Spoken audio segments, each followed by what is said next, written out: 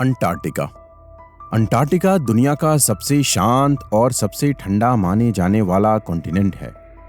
ये करीब 1,42,00,000 square kilometre में फैला ऐसा कॉन्टिनेंट है जहां 6 महीने का दिन और 6 महीने की रात होती है।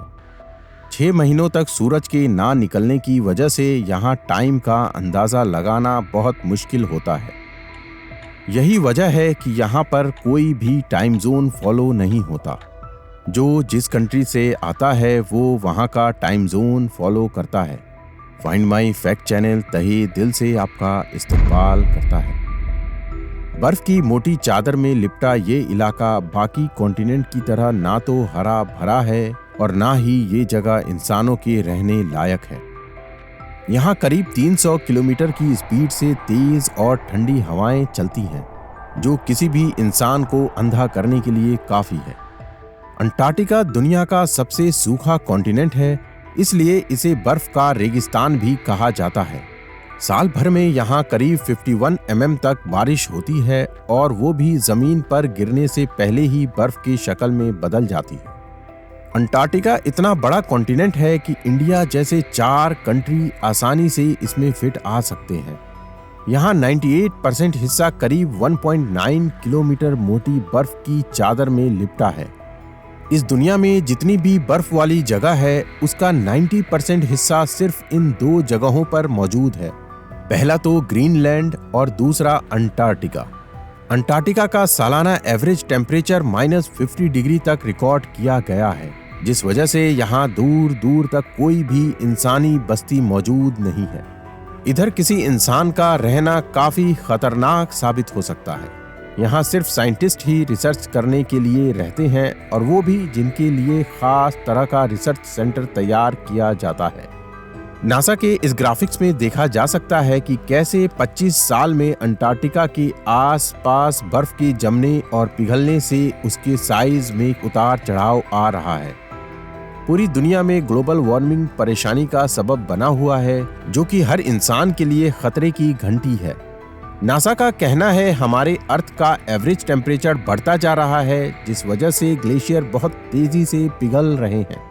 साल 1996 से लेकर 2023 तक हमारे अर्थ का एवरेज टेम्परेचर 1.5 डिग्री सेल्सियस तक बढ़ गया है। पिछले 20 साल के रिकॉर्ड देखा जाए तो हर साल पिछले वाले से ज्यादा गर्म होता है, जिसका मतलब है ग्लोबल वार्मिंग का रेशियो तेजी से बढ़ता जा रहा है। नासा के मुताबिक इस बात की 95% चांस है कि ये ग्लोबल वार्मिंग ह्यूमन एक्टिविटी की वजह से हो रही है, जिसमें मास लेवल पर डिकम्पोजिशन और फॉसिल्स फ्यूल का इस्तेमाल होना भी है। फॉसिल्स फ्यूल के जलने की वजह से कई खतरनाक गैसेस एटमॉस्फेयर में ग्रीन हाउस इफेक्ट को जन्म देती है, जिसकी वजह से दुनिया भर में मौजूद ग्लेशियर धीरे धीरे पिघलकर समुद्र का लेवल बढ़ा रहे हैं। 18 मार्च 2022 को अंटार्कटिका में मौजूद कनकोडिया रिसर्च स्टेशन के जरिए -12.2 डिग्री टेम्परेचर का रिकॉर्ड देखा गया, जिसे दुनिया भर के साइंटिस्ट काफी गंभीर और खतरनाक मान रहे हैं। जबकि मार्च के महीने में यहाँ का नॉर्मल टेम्परेचर -50 डिग्री सेल्सियस रहता है।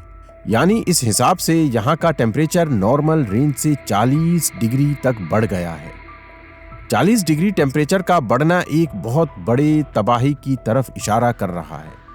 अंटार्कटिका में पूरे दुनिया के पहाड़ों पर मौजूद सभी ग्लेशियर्स की तुलना में 50 गुना ज्यादा बर्फ मौजूद है, और अगर ये बर्फ पिघल गए तो इससे अर्थ का टेम्परेचर करीब 60 डिग्री सेल्सियस तक बढ़ सकता है, और ये इतना ज्यादा होगा कि इंसान इस गर्मी को बर्दाश्त ही नहीं कर पाएगा। और तो और इससे दुनिया में पीने का पानी भी खत्म हो जाएगा, जिसकी वजह से कुछ ही सालों बाद इस दुनिया से इंसानों का नामो निशान मिट जाएगा। यानी कि इस दुनिया का हेल्दी रहना उतना ही जरूरी है जितना कि हम इंसानों का हेल्दी रहना। और देखा जाए तो हम इंसान की हेल्थ लाइफ भी दिन बर दिन खराब ही हो रही है, और साथ ही साथ हम इस अर्थ की भी हेल्थ लाइफ को खराब कर रहे हैं। एक और स्टडी से ये बात सामने आई है, समुद्र के लेवल में लगभग 9 इंच का फर्क आया है।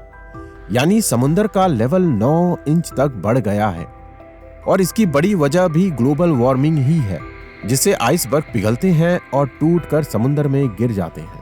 अगर समुद्र का लेवल इसी तरह बढ़ता रहा तो हो सकता है कि अगले 60 सालों में समुद्र के आसपास के बड़े बड़े शहर भी डूब जाएं। वैसे तो इकोसिस्टम में ग्लोबल वार्मिंग के हो रहे असर और बदलाव को बताने के लिए पेंगुइन जीते जाते बैरोमीटर हैं।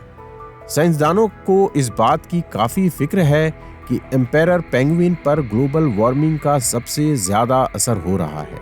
एम्पेरर पेंगुइन को बर्फ के प्लेटफॉर्म की जरूरत होती है जिस पर चढ़कर वे समुद्र में गोता लगाते हैं और खाना तलाश करते हैं। उन्हें जनवरी के महीने में घोंसले बनाने के लिए किनारे पर जमी बर्फ की जरूरत होती है, यानी वो वक्त होता है जब पेंगुइन के बच्चे खुद शिकार करने के लिए बर्फीले पानी में उतरते हैं।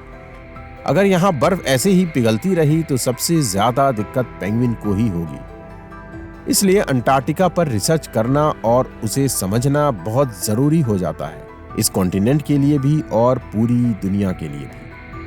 आज हमें अंटार्कटिका और ग्रीनलैंड में जैसी बर्फ की मोटी चादर दिखाई देती है, ठीक वैसे ही कई सालों पहले ईस्टर्न अमेरिका और स्कैंडिनेविया के इलाके भी बर्फ की चादर में लिपटे हुए थे।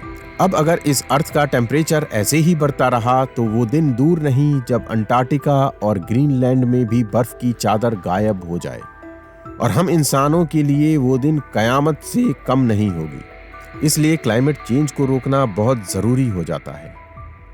तो दोस्तों, आपको ये वीडियो कैसा लगा हमें लाइक और कमेंट करके जरूर बताएं। तो मिलते हैं अगली बेहतरीन वीडियो के साथ, तब तक के लिए इजाजत दीजिए।